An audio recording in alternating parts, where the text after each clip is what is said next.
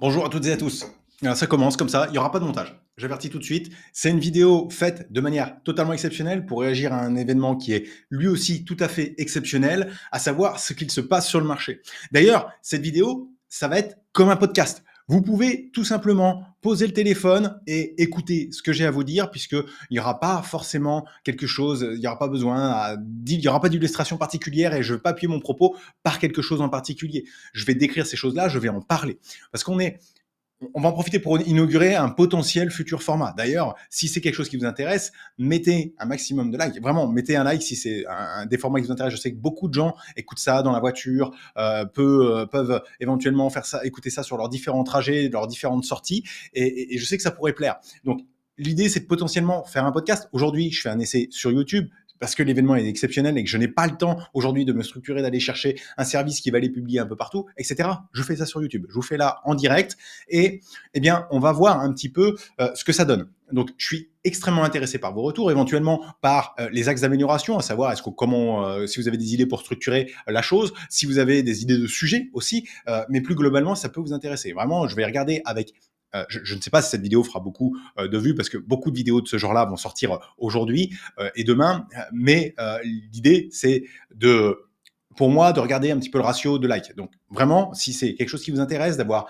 des audios un peu plus spontanés, même des audios qui seront travaillés, avec aussi des invités, pourquoi pas, eh bien ce serait avec plaisir de produire ça. Ça fait un moment que j'y réfléchis et là, eh bien, écoutez, je me lance sur un événement. Donc l'événement, c'est lequel?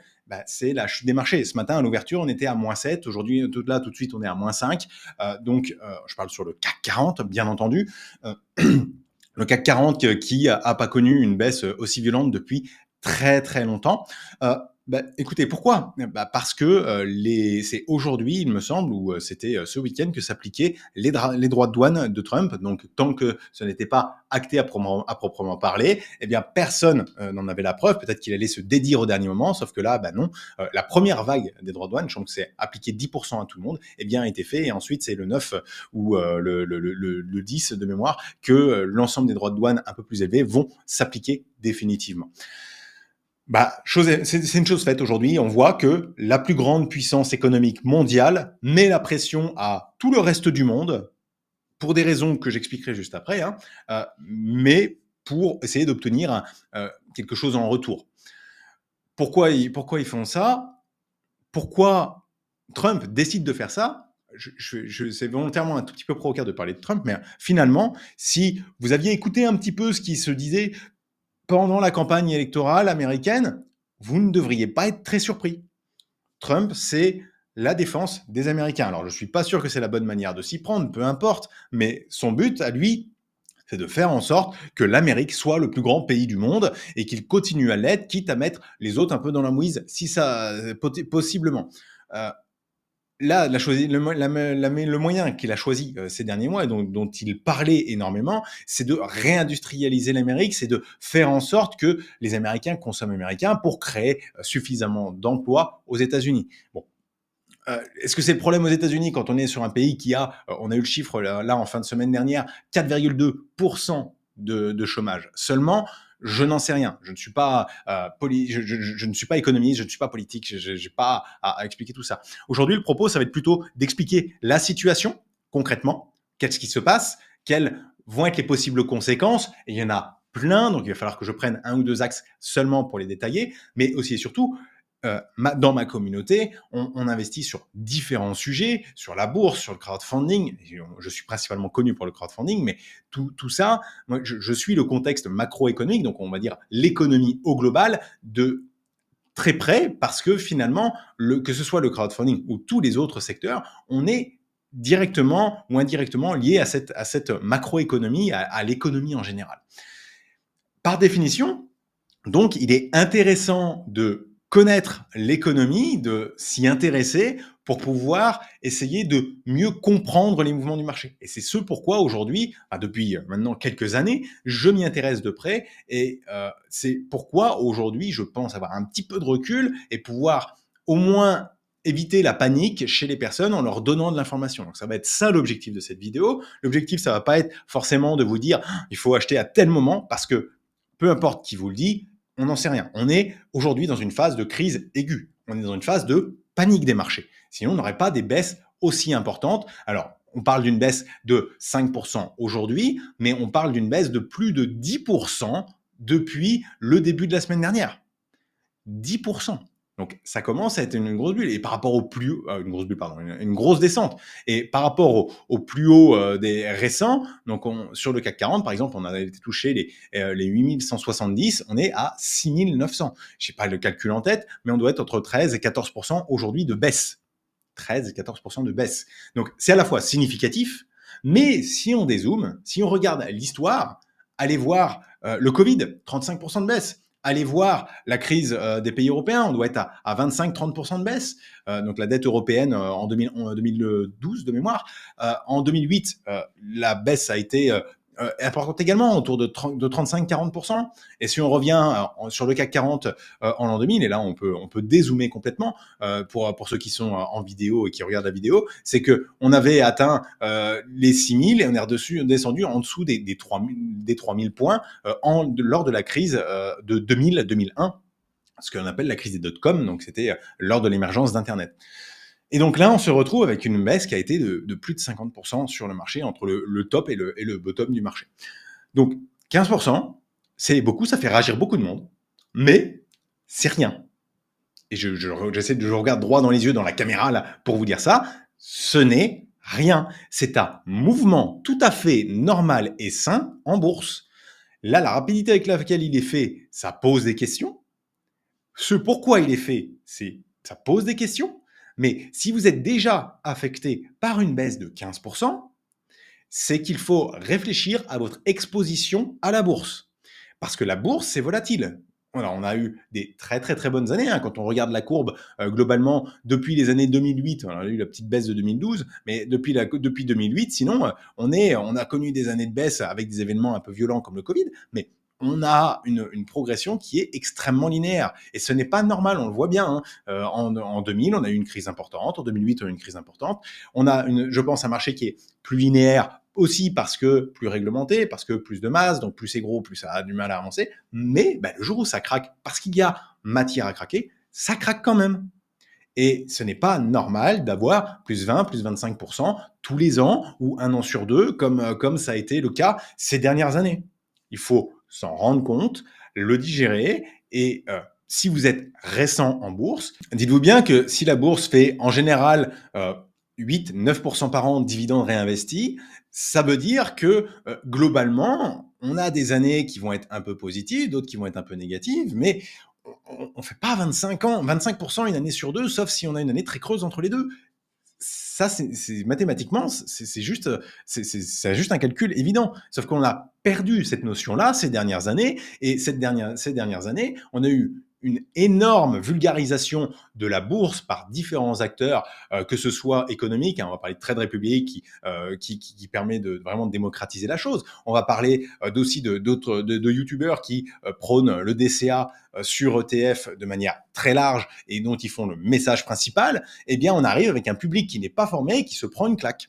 Et qui se prend la première claque surtout avec peut-être un élément où ils se disent derrière, là, attention, il y a quand même un truc qui me semble un peu bizarre, la baisse, elle est violente. Et des choses qu'ils n'avaient pas connues, par exemple, une petite baisse en fin 2022, c'était quelque chose qui était plus mesuré et surtout qui a été plus lent et beaucoup moins marqué avec pas des moins 5%, moins 3, moins 4, moins 5% sur certaines journées. Donc, on a finalement aujourd'hui un contexte qui fait que c'est particulièrement difficile pour certains investisseurs de rester sur le marché.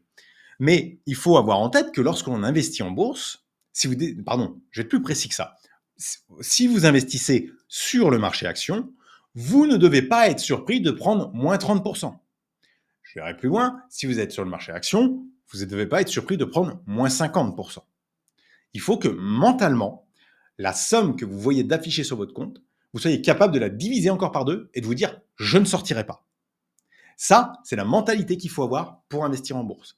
Et c'est pour ça que beaucoup de personnes, dernièrement, ont fait des ETF à 100% ou à, disons, 90% de leur patrimoine financier et sur de l'ETF parce que c'est facile à faire du DCA tous les mois. Eh bien, ça va être probablement très dur psychologiquement pour eux dans les prochaines semaines. Alors qu'on a d'autres actifs qui vont peut-être ramener moins d'argent. En ce moment, on peut penser à des fonds euros sur lesquels, alors oui, fonds euros, investissement, il y a beaucoup, je peux être critiqué facilement, sauf qu'en ce moment, il y a des offres avec des bonus de 1,5, 2% pour les 2 prochaines années. C'est-à-dire qu'on peut se retrouver en 2025 et 2026 à avoir des rendements de 5% sans risque, ou 4,5, 5%. J'espère qu'il faut se rendre compte, 4,5, 5% sans aucun risque, sans aucune volatilité. Ça veut dire que vous n'avez pas la crainte de voir votre portefeuille baisser de 5% en une journée. Et ça, c'est quelque chose qui est très bien. Il y a aussi d'autres trucs comme les fonds obligataires, les SCPI. Et tout ça, ce sont même le crowdfunding dans une autre mesure, parce que ça reste risqué quand même. Mais vous ne voyez pas votre capital varier chaque jour. Et il faut que vos investissements soient aussi adaptés à votre psychologie. Parce que si vous n'êtes pas adapté à votre psychologie, vous ferez des erreurs dramatiques en investissement.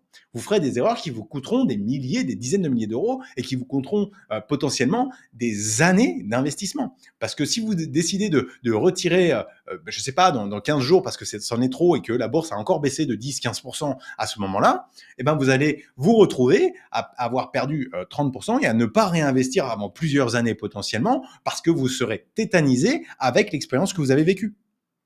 Donc, si aujourd'hui, vous êtes trop sensible à la bourse, si ça, vous n'arrivez pas à le supporter, déjà, pour ce premier public, il faut penser à diversifier vos investissements. Ça peut vouloir dire sortir un petit peu de la bourse et aller mettre sur d'autres trucs. Allez vous renseigner sur Investissement Facile. J'ai à peu près toutes les thématiques qui sont intéressantes à ce niveau-là. Je parle des assurances vie avec les fonds euros et les fonds obligataires datés, par exemple. Je parle des CPI. On a quand même quelques articles là-dessus. Allez voir. Vraiment, ça peut vous ne ferez pas du 8, 9, 10% par an, vous ferez du 6, 7, 8, mais vous ne ferez moins d'erreurs et vous serez beaucoup plus serein sur vos investissements. Sachant que vous pouvez aussi conserver par exemple 30, 40, 50% de bourse et mettre le reste sur des supports plus courts. Au-delà de ça, là j'ai parlé juste de la tolérance au risque. Mais la bourse, c'est aussi un investissement sur lequel vous devez voir à 10 ans. Vous ne pouvez pas arriver en bourse et dire je place ça pour 2 ans. C'est la plus grosse connerie que vous pouvez faire. Et je pèse mes mots en disant ça. C'est que si vous avez écouté quelqu'un qui vous dit ça, arrêtez de l'écouter tout de suite. C'est une connerie sans nom. Parce que lorsque l'on investit en bourse, il faut voir au moins à 10 ans, il faut avoir au moins un environnement à 10 ans, surtout quand on a une grosse part de son portefeuille. Si on est sur une part plus petite, la volatilité de la bourse est plus acceptable. Donc la volatilité, c'est l'aspect de forte variation. Cette forte variation de la bourse, si elle est sur 25-30% de votre portefeuille, eh ben au final, vous allez la sentir assez peu sur l'ensemble de votre portefeuille. Même si ça baisse, même si vous avez 50% et que ça baisse on va dire de 50%, donc le pire des cas possibles, et on peut pas savoir s'il peut pas y avoir encore pire, mais disons, un des pires cas possibles, eh bien, vous perdrez 25% de votre investissement. Et par ailleurs, les autres investissements auront continué à augmenter tranquillement pendant quelques années et vous aurez potentiellement pas perdu d'argent. Et vous serez toujours investi en bourse. Et le jour où ça va remonter, parce que je suis plutôt optimiste et que ça devrait remonter, mais même si personne ne le dit et que personne ne devrait le dire, parce que potentiellement, on va connaître un hiver nucléaire économique, on n'en sait rien. Voilà, personne ne peut. Je n'y crois pas à cette théorie, mais c'est une théorie plausible et qui pourrait arriver. Vous voyez déjà que, avant même d'attaquer le pourquoi, je pense qu'il y a beaucoup de personnes qui sont aujourd'hui dans une certaine douleur, dans une certaine peur, qui devraient un peu remettre en perspective. Et franchement, un autre élément à considérer, c'est vraiment aujourd'hui d'aller dans une communauté. Alors sous cette vidéo, je mettrai, là je vais pas faire de montage, mais je mettrai en lien quand même en dessous le lien vers la communauté. Allez dans des communautés où il y a des personnes qui ont de l'expérience, comme sur Investissement Facile, la communauté d'Investissement Facile. Aujourd'hui, il y a des personnes avec de l'expérience qui ont déjà vécu 1, 2, 3 crises, qui ont déjà profité, par exemple, du Covid, qui ont déjà profité d'autres crises et qui, à chaque fois, s'en ressortent plus gagnants. Ces personnes-là, ce sont des personnes qui ont une relative insensibilité, qui savent prendre des décisions froides. Et comme ça, vous pourrez voir un petit peu comment réfléchissent ces personnes-là. Vous pourrez éventuellement discuter avec eux directement dans la communauté. Et vous verrez que vous n'êtes pas le seul aussi à éventuellement être dans une forme de panique. Et tout ça, c'est hyper important. Vraiment, formez-vous auprès d'éventuellement d'autres actifs qui vous permettront d'investir de manière plus sereine. Ça vous permettra d'avoir une autre vision et d'éventuellement aller choper des rendements un tout petit peu moindres, mais avoir une sérénité qui est beaucoup plus élevée. Et ça vous permettra, ça n'empêche pas d'investir, comme je disais, en bourse un petit peu, voire même en majorité. Mais à côté, lisser un petit peu tout ça avec d'autres investissements. Ensuite, on va avoir l'aspect accompagnement. Quand je parle d'accompagnement, je parle vraiment de communauté. Et ça, c'est aussi important. Donc, allez-y, vraiment, rejoignez une communauté avec des investisseurs expérimentés. Vous allez faire beaucoup moins d'erreurs et n'hésitez pas à parler à d'autres investisseurs expérimentés. Alors, ils ne pourront pas décider pour vous, mais on peut avoir des états d'âme. Et en les partageant, on va potentiellement aussi avoir un point de vue qui est complètement différent d'une autre, qui va nous permettre d'éviter des erreurs. Maintenant, pourquoi on est dans cette situation où on a aujourd'hui une baisse qui est quand même, on arrive à voir cette baisse aujourd'hui sur un graphique à très long terme, donc une baisse qui est marquée. Pourquoi on a cela finalement? Eh bien, c'est depuis l'application, comme je l'ai dit, des tarifs de Trump. Donc, tarifs, ce sont les droits douaniers, c'est-à-dire que quand quelqu'un veut importer une ressource aux États-Unis, peu importe laquelle, eh bien, il va payer des droits de douane supplémentaires. On voit ici que, alors, il faut savoir que cette colonne-là, c'est l'estimation par la Maison-Blanche des tarifs appliqués contre les États-Unis. Je n'ai pas réussi à trouver l'explication d'un économiste qui me justifie ces chiffres. Ce sont juste des chiffres pour essayer d'expliquer une politique. C'est de la politique politicienne, rien de plus, rien de moins. Donc il ne faut pas trop s'y attarder. Là, ce qui aujourd'hui déclenche une certaine crise, c'est cet aspect-là. Et cet aspect-là, on est sur donc, les tarifs, donc les droits douaniers que va appliquer Trump et qu'a commencé à appliquer Trump ces derniers jours. On a notamment ce qui fait très mal pour les États-Unis, ce sont enfin même j'allais dire les 3 premiers, mais c'est vraiment les 5 premiers qui sont les 5 principaux exportateurs vers les États-Unis, où on a la Chine qui va prendre 34%. Donc, si vous prenez quelque chose qui vaut 100 euros, il coûtera 134 euros juste de maintenant.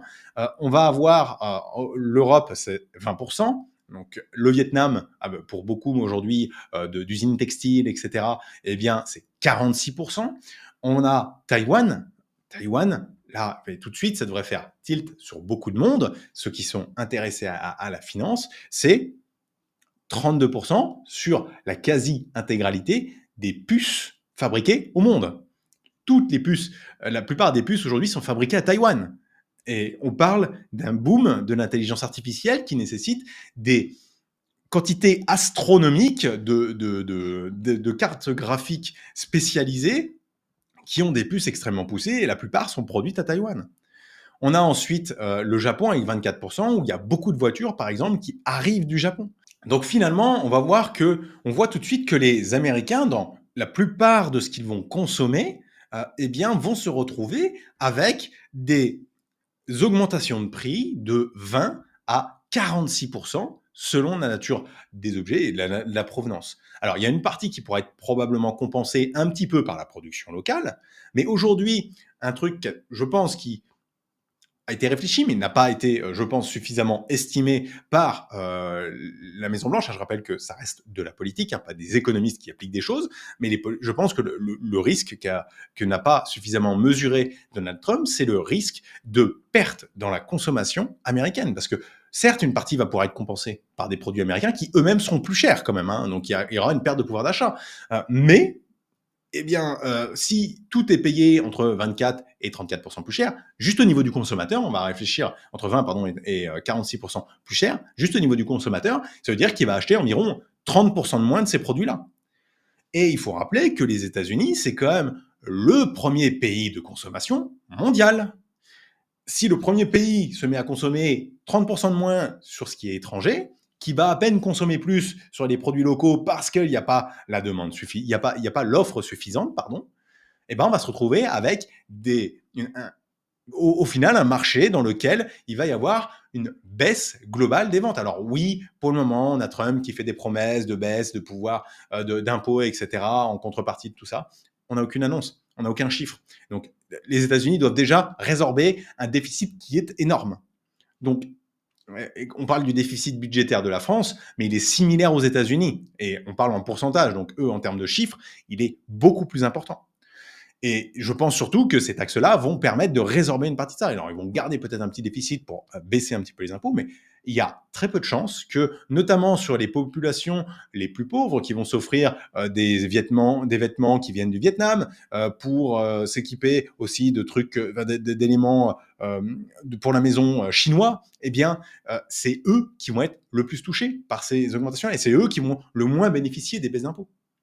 Donc, l'un dans l'autre, on va avoir une baisse de la consommation. En tout cas, c'est ce que aujourd'hui, c'est pour ça que le marché panique très clairement. C'est que on a peur d'une baisse d'activité. Et là, je parle que du côté des personnes. Si on parle des entreprises, des côtés d'entreprises, Nvidia, par exemple, avait pour projection de faire encore plus de 20% de croissance, il me semble, cette année, on va se retrouver avec une augmentation des prix de 32% sur les puces juste à cause des droits de douane.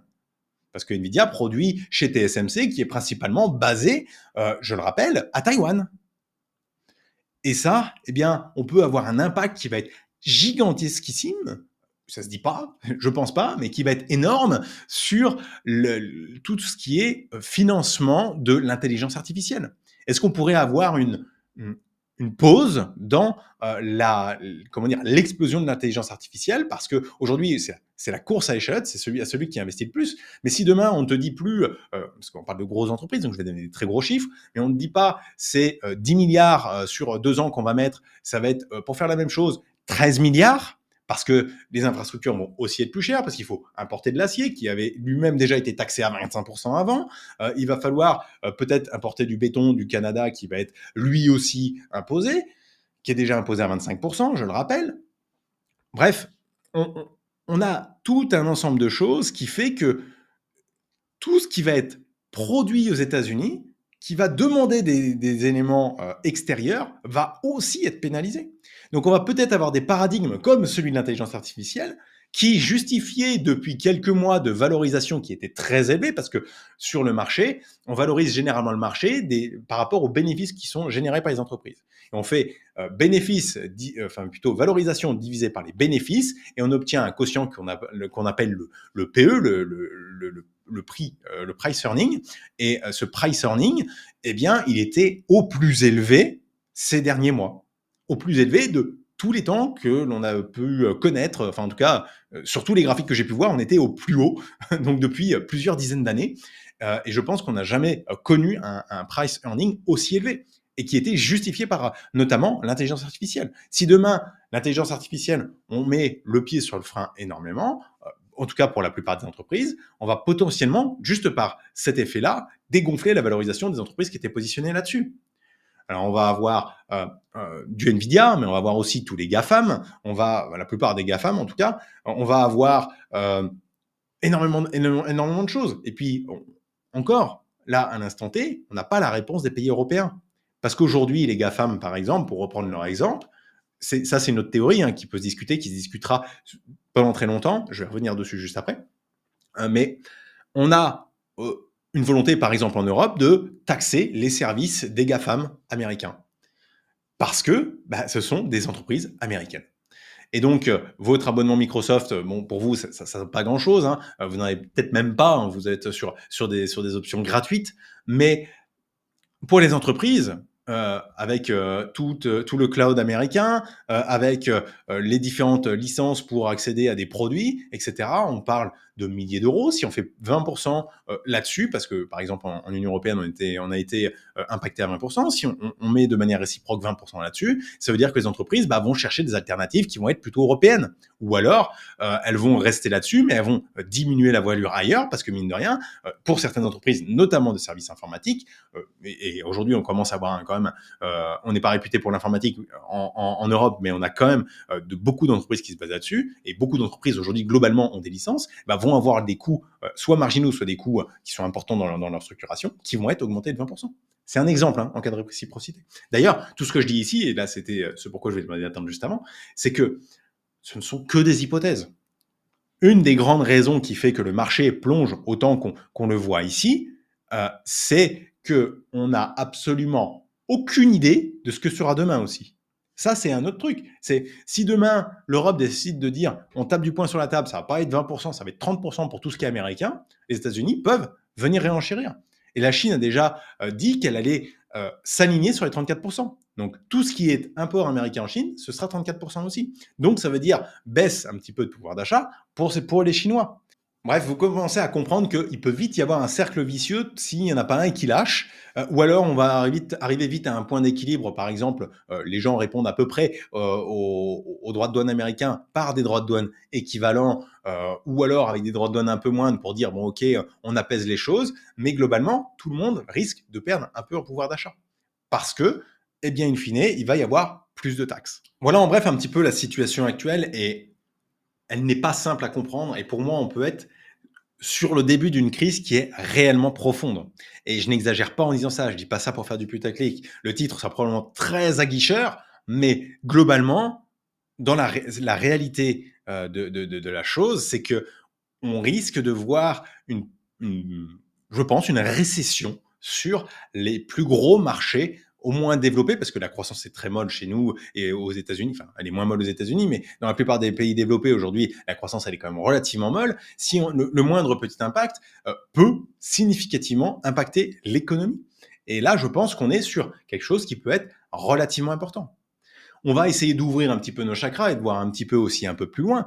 Potentiellement, moi je me dis, à long terme, si Trump se braque, enfin, tout le monde se braque envers Trump, on a probablement une opportunité pour certains marchés, dont l'Europe, qui pourrait être bien vue comme le nouveau siège de la consommation mondiale, puisque finalement les États-Unis se referment sur eux-mêmes et ne veulent plus commercer avec les autres.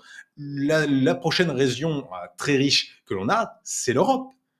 On est la troisième puissance économique mondiale, mais la Chine n'a pas encore suffisamment développé sa classe sociale moyenne et élevée pour avoir ce poste-là. En Chine, on a une population très riche, une population riche, mais la population moyennement riche qui consomme régulièrement et surtout qui est relativement nombreuse en masse est encore pas assez développée. Donc, on peut avoir, nous, Européens, récupérer un petit peu bien d'attractivité aux yeux des personnes. C'est une théorie, comme une autre. Mais ça, encore une fois, on pourra la valider que si demain, tout le monde met un petit peu des taxes envers les États-Unis, que les États-Unis se referment encore plus, peut-être, et que on se retrouve, nous, Européens, à pouvoir passer des deals avec des pays qui pourraient être plus intéressants.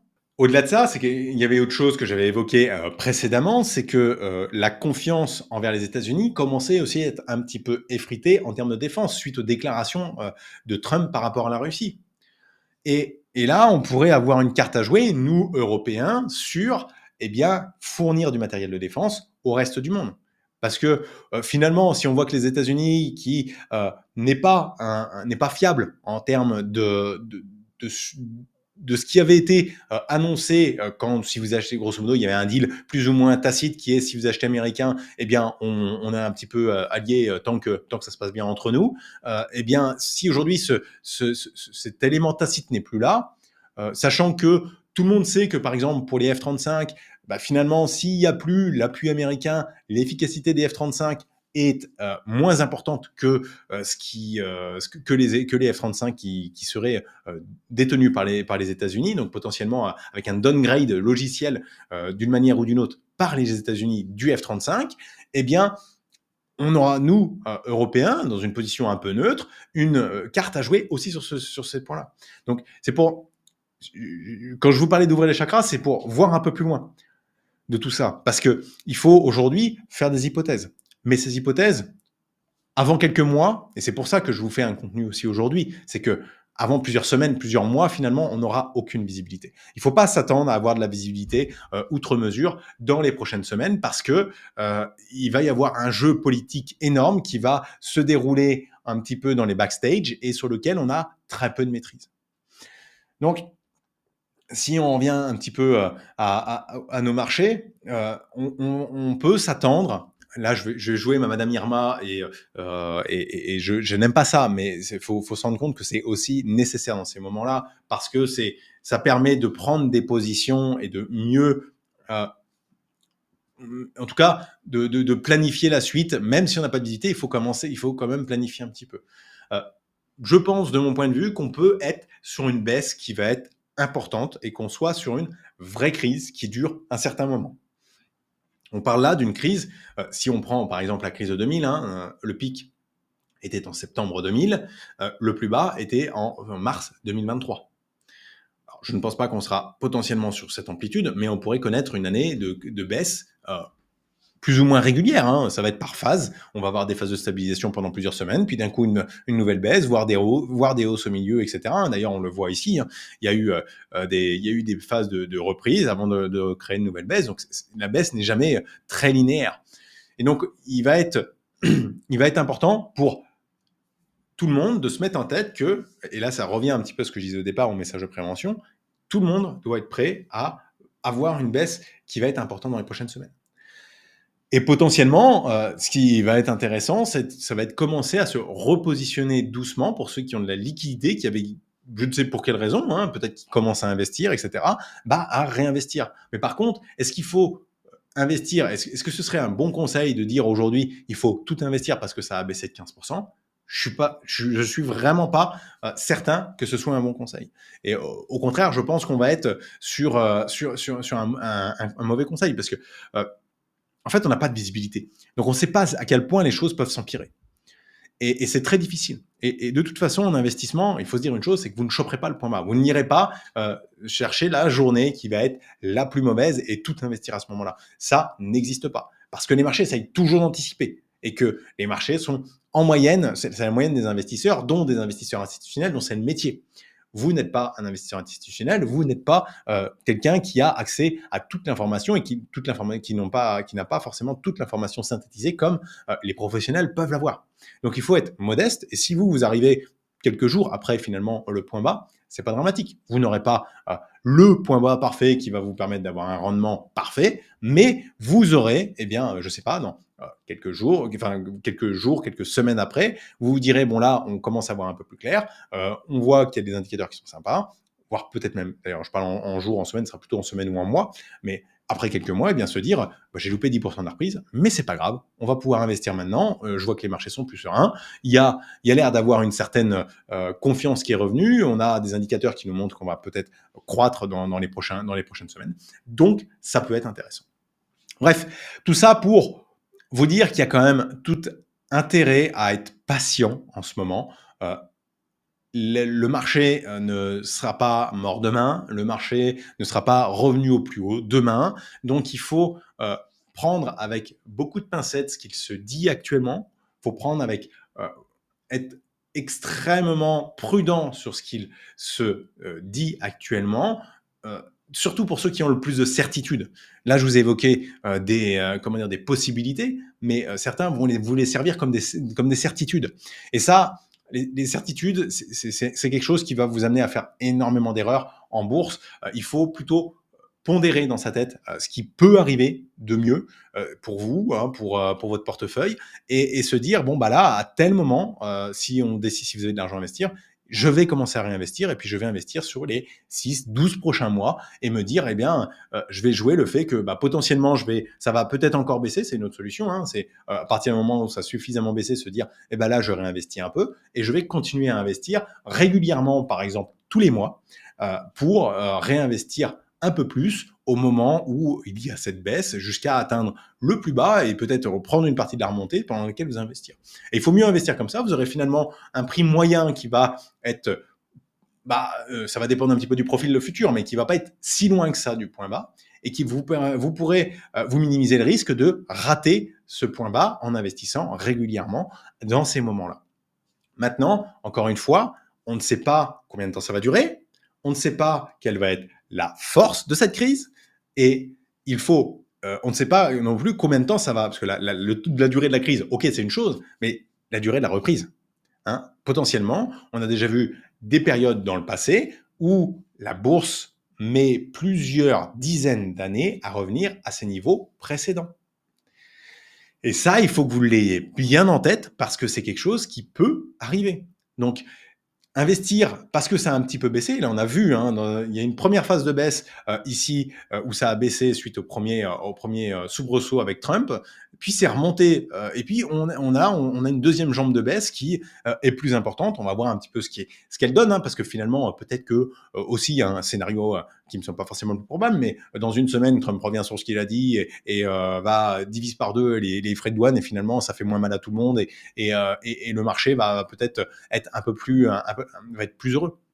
Mais là, aujourd'hui, tel que c'est parti, en tout cas, si on reste sur la thèse actuelle qui est des droits de douane entre 20 et 46% sur les principaux partenaires des États-Unis, on va se retrouver, je pense, avec une baisse qui pourrait être par rapport au plus haut, hein, donc pas par rapport à aujourd'hui, mais de 30 à 40%. Ça me semble être un scénario plausible. Je ne dis pas que c'est celui qui va arriver, quasiment certainement entre 20 et 30% aujourd'hui, parce qu'on est finalement déjà à 15%. Hein, donc, il suffit que ça rebaisse, alors pas de 5% par rapport à la valeur actuelle, mais que ça baisse de 6-7% par rapport à la valeur actuelle pour qu'on vienne toucher ces moins 20%. Ça peut aller très vite, hein, sur deux journées de baisse un peu fortes, on peut y être.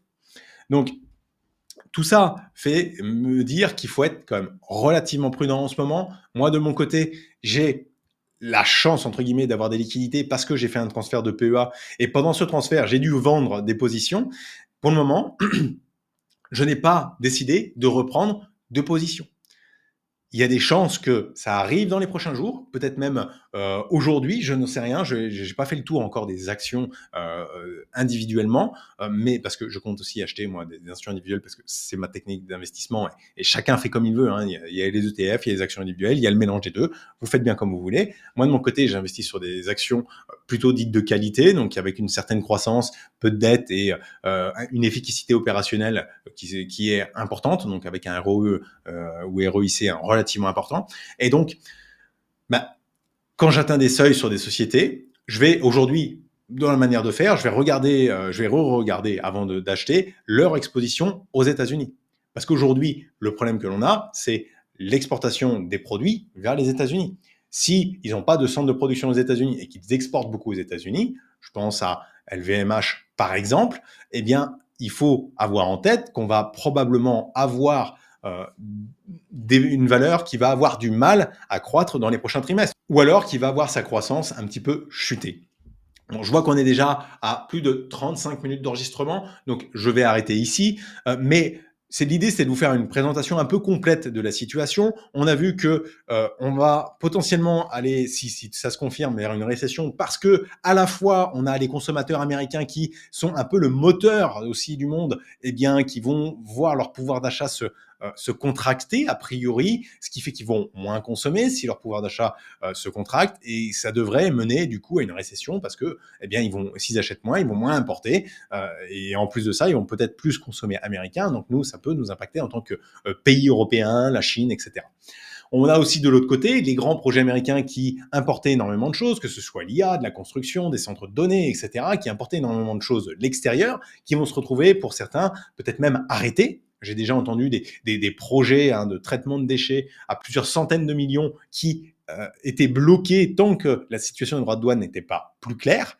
Donc on est vraiment sur des projets où il y avait énormément d'argent investi, énormément de création de valeur, donc de personnes qui avaient travaillé dessus, qui sont juste tout bonnement annulés. Et ça veut bien dire qu'il y a de facto un ralentissement économique qui se met en place. Parce que s'il y a des choses, de la création de valeur qui ne se fait pas, eh bien, c'est de la perte pure et simple, économiquement parlant.